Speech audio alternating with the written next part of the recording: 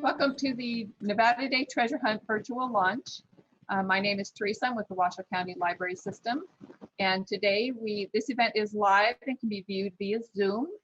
I'm joined today by Miranda Smith-Mahi and Trish Mahi and Jen Mahi. If you guys can just kind of say hi. Hi. Hi. Hi, everybody. I want to go ahead and just start off. This is an annual treasure hunt that's been happening here in Nevada. I think this is the 19th annual treasure hunt. I'm a huge avid treasure hunter, so I'm extremely excited to be talking with the organizers again, as I did last year at the conclusion of the hunt. So if one of you could tell us a little bit about the history of the hunt, the Nevada Day Treasure Hunt, kind of how it started, who participates. We took over the hunt. This is our 6th year, I think. It actually started with a different family named the Olsons, who had moved here from Oregon, I believe, and there was a similar hunt there that they had participated in. And so when they moved here, they started this hunt, which they did for, I believe, 13 years. And I think there was a break year in there somewhere. And then when they decided that they were no longer going to be doing it, we went ahead and took over. And so we've been doing it now for the 6 years, and hopefully it'll keep going. And you've been doing it for 6 years. So what are some important things treasure hunters need to know, i.e. the rules? Let's talk about those. So this year, obviously, the rules include all of the COVID-19 rules that are ongoing, complying with whatever regulations happen to be in place. Obviously, those are changing pretty frequently. And because the hunt lasts for 3 weeks, it obviously could change during that window. So comply with whatever those happen to be during the hunt, i.e. social distancing, masks, those types of things. The normal hunt rules would be to hunt during daylight hours. That's one that we've had some people have some trouble with in the past. And so we always like to remind people to hunt during daylight hours. We don't want anyone getting hurt out there in the dark, stumbling around trying to find the medallion. Anything else, Rue? Anything you'd throw in? Just it'll be hidden on public lands. Follow any posted signs. Sign says no trespassing. We didn't hide it there. Yeah. And you won't have to pay to go in anywhere. So there, if it's in a pay area, even if that's a public area, that's someplace it's not hidden as well. So if you have to pay to enter, you don't have to worry about Or looking park. in that part. Or park or pay to get in. Yeah. And it won't be on like public school grounds. So leave schools alone. Those are all really important rules. I'm glad you brought them up. If you would want to review the rules, they do have a Facebook page, NevadaDayTreasureHunt.com, correct? And then they also have a Facebook page. You can hunt them there. The rules are all posted. What's great about their website also is they have the past clues posted to the past hunts, so you can kind of look over those old clues and read through some of their answers and explanations on some of those. A lot of them center a lot on Nevada history. So are we expected to see a lot of Nevada history again in this year's hunt? So the purpose of the hunt initially when Olson set it up, and certainly continuing forward, is to kind of have a historical basis and to be used as kind of a tool to learn about Nevada history. So yeah, I would anticipate that Nevada history would play a part as it has every other year. And I think that would continue. And here's a really important question. So we're hunting for this treasure. What is the treasure? So the treasure is, I didn't bring it. It's sitting at home on my kitchen counter. Actually, I should have brought it. I didn't think about it. The treasure is roughly about that big, a little round medallion. It's pretty thin, about that thin. And if you find it, you'll know you found it. It says on it that it's the Nevada Day Treasure Hunt medallion, and it has directions to turn it in to the Nevada Appeal on it. It's usually in a sack, so there's usually a sack with it. And then to some extent, the treasure is the $1,000 that you get for turning it in. Some of us old-time hunters also prefer the bragging rights. So there's that too. I've put in a lot of years searching for this treasure that, to me, I always that joke that's what I wanted. I just wanted to win. I didn't care about the $1,000. that's where I'm at. I just want to win. I want to be able to have those bragging rights this year. So very good. And what do you do if you find it? So if you find it, you should take it to the Nevada Appeal and turn it in during business hours. This year is a little different, like everything this year. The Nevada Appeal is technically closed to the public at the moment. If you find it and you go straight to the Nevada Appeal, you're going to find a sign on their door with a phone number to call. We're also putting in with the medallion itself a little sticky note that says the Nevada Appeal is closed to the public and you should call one of these two numbers before heading over there. And so this year, unlike most years where you would just drive straight there and be very excited and turn it in to the editor at the Nevada Appeal, you're probably going to have to call and set up an appointment. Though my understanding is the staff are there, so probably it's just a function of letting them know you're coming. And I have a question here from our participants. How many people participate every year? It's hard for us to guess, is the honest answer. There's really no way to gauge. You know, once we put the medallion out and start posting the clues, there's no way for us to track who's actually playing. I think the Olsons at one point had people try to register so that they could get some sense of how many people were playing. And I think the numbers ranged probably somewhere around 1,000, maybe a little bit more. So that's probably a rough estimate. It's hard to tell too how they're playing, right? I think plenty of hunters solve the clues but don't go out and look. There's plenty of people who might rely on other people to solve clues, hunting in little groups. So hard to gauge who's hunting and how they're doing it. For us, we're just kind of putting it out there and crossing our fingers that it goes all right. So you mentioned that for years you were also hunters. Did you ever come really close? Did you ever get in that foot race down to that you know, the base of the stop sign at that park in Washoe Valley? In the hand. We came very close a couple times. Close enough that you're kicking yourself that you didn't find it. You were there. We were close. When you hear somebody yell, "I found it," you know.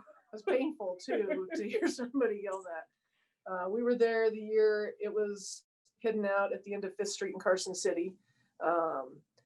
And I held it that year. That was the close. We were I think someone who was hunting with us, who's not part of the committee, was there the year it was in Virginia City. Not too far afterwards. We were close. And that little Wilson Commons Park is Wilson Commons Park. I heard somebody yell that. Yeah, and we were close at Fort Churchill too. We were driving out to Fort Churchill that evening to start hunting, and passing us on the road was a car dangling the medallion out the window saying they'd found it. So we were close a couple times, but never found it. That one at Wilson's Common Park, I'd ended up at that park like a week before it centered there. And I remember sitting around going, I checked all around everywhere, walked up and down the sides of the street and everything. And I stood at that corner where the stop sign was. And I looked over and I'm like, well, there's this little ditch that runs between the road and the fence and where the stop sign was. And I just shrugged my shoulders and went back to my car. And then the next week it was found there. I could have just kicked myself. So I know those heartbreak feelings, and to be so close, but yet so far. And yeah, I was at the 5th Street also when it was found, and I also held it that time too. That was the only time I've ever held it. So I did get a little bit of a thrill there. So it says we have another question coming in. And has anyone found the medallion more than once? Yeah, we've had a couple, I think, repeat performers. Yeah, one repeat performer. One. Yeah. We've had one family who finds it with a fair amount of consistency. Different members of the family that seem to find it. 4?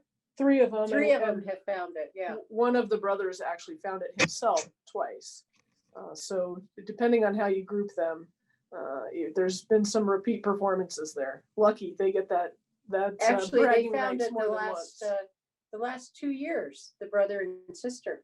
Yeah, the brother and sister found it back to back the last 2 years, and then before that was quite a break. It was actually the gentleman who found it at 5th Street, and the Virginia City year is the other brother who was the only one I think who doubled up on his own capacity, doubled up. I'm very jealous. And he doesn't live here anymore, so he's not, you don't have to worry about him. He's not competing with everyone. Yeah, but I think he helps them with the clues. I have a son that lives in Arizona and he helps me with the clues as well. So it is a family effort for those of us that have been doing it a long time. I have another question here. Somebody would like to know, who hides the medallion? We hide the medallion. I've hidden the medallion every year that we've done it, with a mixture of members of the committee. One year I hid it by myself, and the other years usually my sister goes with me. Once my husband went with me. We try to not really let anyone know what we're doing when we go to hide it, so it tries to look normal. Often we'll be taking pictures. Sometimes we have our kids with us, so we're taking pictures of kids and you don't know that we're hiding a medallion. Very sneaky, very sneaky. I'll be looking twice at everybody taking pictures of their kids this weekend now. What is another question here. What is the lowest number of clues that have been given before someone found the medallion? I think there was one year that it was 3. It was a year that the Olsons had run it. And I think it was inadvertently found, is my understanding of the story. Someone who had stopped and was looking at a historical sign on the side of the road, discovered it on the back of it, and because it had directions to turn it in, turned it in. They but weren't wasn't even a hunter. hunting. They Yeah. weren't even hunting. It's just an accident, a happy Yep. accident.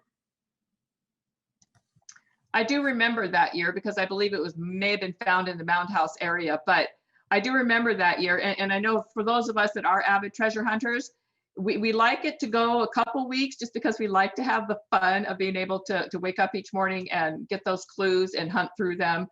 And it's almost a letdown if it ends too early. But it's almost a nail biter though when it goes too late. And then when it finally is found and we try to get back to our normal lives, quite honestly, it takes me about a week to get back into my normal routine.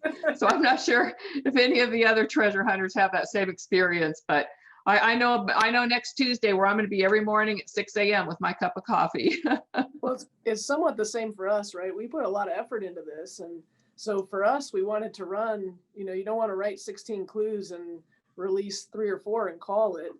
At the same time, we don't want to see it go to the very end. By the time we get into that 3rd week, we're getting pretty nervous, Well, Please that's let someone find it. She says 16 clues. Those are the ones we run, but we've actually written anywhere from 40 to 50 and then chosen the 16 out of them. So a lot goes into getting those clues together. So hopefully it makes it into that 3rd week.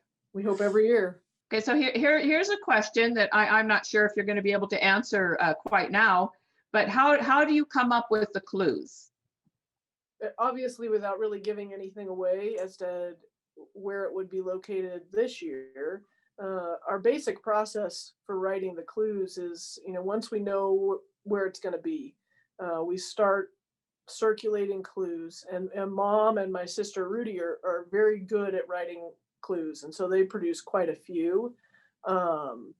They then circulate them. So then we have various meetings between us, reading through the clues that have been produced, and we start editing and saying, well, we like this about this clue, or we don't like it about this, or maybe we have 2 or 3 on the same subject.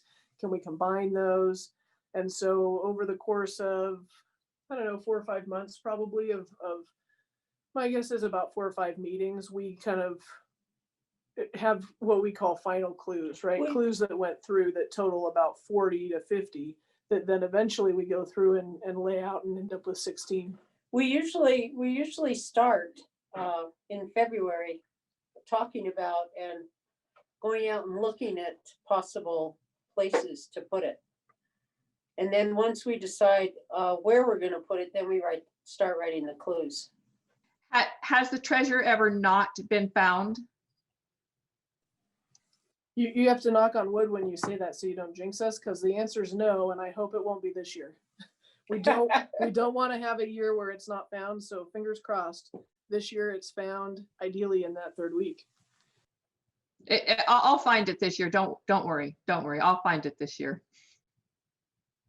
I've had a lot of fun over the years. I've learned a lot about Nevada history. I've learned a lot about just different aspects of Nevada. The clues that the Mahi family has developed for their hunts have been a little bit different in the past. And I think those of us that are regular treasure hunters have kind of noticed that difference.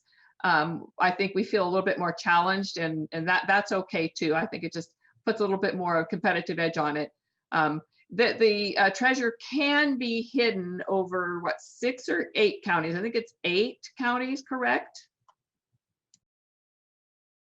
Isn't it? Is it bad that we're all three looking at each other and saying off the top of our heads we don't know the answer to that question? I think it's 8. And my mom's agreeing with you, so sure, we'll go with 8. I believe it is 8. Yes. It is 8. I Right. counted, it is 8. Now, I think some of the further ones are like Pershing County, Churchill, Humboldt maybe. But to my knowledge, it's never been found in those counties. Maybe this year we'll. The list is Carson, Churchill, Douglas, Lyon, Mineral, Pershing, Story, or Washoe counties. So there you have it. It'll be hidden in one of those counties. And here's somebody asked, so what county is it in this year? Somewhere in northern Nevada, in one of those counties. Let's see, where's another, it says, is it the same medallion every year, or does the winner get to keep the medallion? The winner gets the medallion and the pouch that it's in. So the medallion and the pouch change every year. The medallion itself has the year on it. So each year when you get it, it'll say it was the October 31st, 2019. So that Nevada day, or, this year, October 31st, 2020. So that medallion goes with the winner, and we get a new one every year. Well, it sounds like everybody's all set. My last question I had for you is have you already placed the treasure? But I think you answered that earlier when you mentioned that you maybe should have brought it so that we could see what it looks like. But that may have given some of us an advantage, because so part of my challenges in looking for the treasure are not really knowing, I think for years, not really actually knowing what it looked like, just kind of looking like a crazy person looking under benches and behind signs and things like that. So hopefully there'll be more of that this year. When you were hunters, also, did you meet up with other hunters on the trail, and did you trade stories? Yeah, we would talk off and on to other hunters, but always a little bit cautiously, right? It was, we wanted to win, and depending on what you said to someone else, you might be giving them an answer that you didn't always have. Well, there was, some nominal conversations while we were out hunting, because you can always tell, right, who's hunting. They're the ones looking under the bench, or they're behaving a little odd in the park, trying to find something in the bushes. So we could tell who was hunting, and every once in a while there'd be a conversation, but mostly trying to be pretty secretive and keep it to ourselves so that we could win. Not that ever panned out for us. Obviously, even if they told you anything, you weren't gonna believe them. Yeah, that's true. Yeah, you'd have to be a little cautious on what someone told you, because they might try to mislead you. Right. Okay, so I just had a question come in. It's a good question. It says, can we hear an example of a clue from a previous year? And do the clues get harder or easier as the time goes on, or are they all just hard? So I do, because I am an avid treasure hunter, one of the things I do is I do have my, well, you couldn't see them, my trees are in the way. Anyhow, so I have all my clues printed from the past years. So for instance, I'll just randomly read one. Clue number 3 from 2016 was found on the Comstock Trail in Virginia City and Story County. Read, between the paths that come to that, excuse me, let me start over. Between the paths that together cast exactly 1:30, you can celebrate at last. That clue, the explanation to that clue that they gave later, because after the hunt, they explain the clues to you, which is really helpful and handy, and kind of tells you sometimes how far off you were. But the explanation for this clue was, this clue tells hunters that the medallion is hidden between Interstate 80 and Interstate 50, as the sum of 80 and 50 is 130. So sometimes The mathematical clues always get me. We don't aim to have all of our clues be hard. You know, we try to have some be hard and some be easy. And when we meet to like lay out the clues, we think we know which ones are meant to be easy and which ones are meant to be hard, but we are not surprisingly, but we're wrong a lot. We think that we have these easy clues. Everyone's going to think that it means this, and then we'll read or people will tell us, oh, we thought it meant something completely different. We actually only get clues. We just don't always understand what everyone is going to think is hard or easy.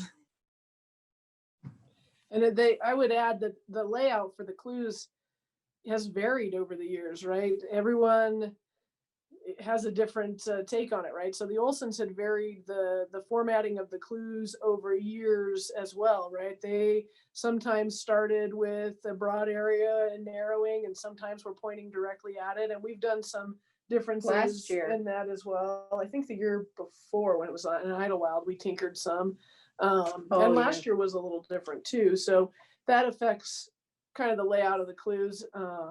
It's the goal for us is certainly to try and get, not to have it end in the first week or in the first couple of days. And so we take that into account when we're laying clues out, but partially, it's how to get people to a certain place and trying to guess what they're going to solve things for, and assuming that they solve the way that we do, which is not always the case. When we had that end of the hunt meeting last year, I realized that so many times we've been so far off in what people thought clues were. The year it was in Idlewild, I don't know that anyone solved the way we thought they would, and partially we tinkered with the way we were doing the clues, but they came up with a solution that wasn't the solution we'd intended, I think, to clue 2 or clue 3. And then, we were seeing on Facebook, they're in Idlewild, and we're sitting here going, how are they in Idlewild? We haven't given an Idlewild clue yet. And yet it's popping up that people are there and could find it at any point. So, we were not always the best gauge of what's hard and what's easy and how it'll get solved. It's kind of interesting to read Facebook and see where people are saying they are going or doing or what. And we realize that you could very easily send people down the wrong path by posting on Facebook too. Yeah, some people seem to possibly mislead others into Right.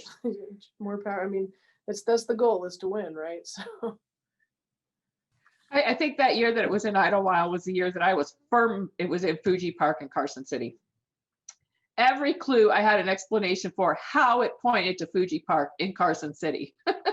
So imagine my shock and surprise when I wasn't even in the right county. And that's happened to me a couple of years too, and there was one year that it was hidden in Galena, and I didn't even get out on the road that year. So there are those stories that come from us treasure hunters and from the field, and we're off somewhere, and it turns out that that's not even the explanation of the clue at all. So it's almost fun to look forward to the end to get the explanation from the clues, just to kind of laugh at ourselves to see how wild, crazy ideas we had through the hunt that led us somewhere. Yet somehow, sometimes it leads you to the right area, but your interpretation of the clues are way off. So that happens as well. But I'm thoroughly convinced this is the year I interpret them all right, and it will lead me directly to the clue, to the treasure. Do you have any closing remarks? It looks like I don't have any more questions on the coming from the panel or from the participants or anything. Does anybody have anything they want to add? I think just happy hunting from us. We hope everyone has fun. Be COVID safe. And when it comes down to that foot race, people, remember, I'm a faster runner. I would like to thank everybody for joining us. I would like to thank the Mahi family, especially for sponsoring the hunt, and for their sponsors, and for donating the money to the prize. This has definitely become a Nevada Day tradition, an October Nevada tradition for me and my family. So I hope it also becomes one for you. It is definitely a fun event. It's one that gets us outdoors. And I just hope that you take advantage of it. And if you missed any of that, you make sure you come back and see our recording of that on Facebook that will come out. And with that, I say, let's get out there and place that treasure, and happy hunting, everybody. Hope to see you out there on that trail. So thank you, everybody.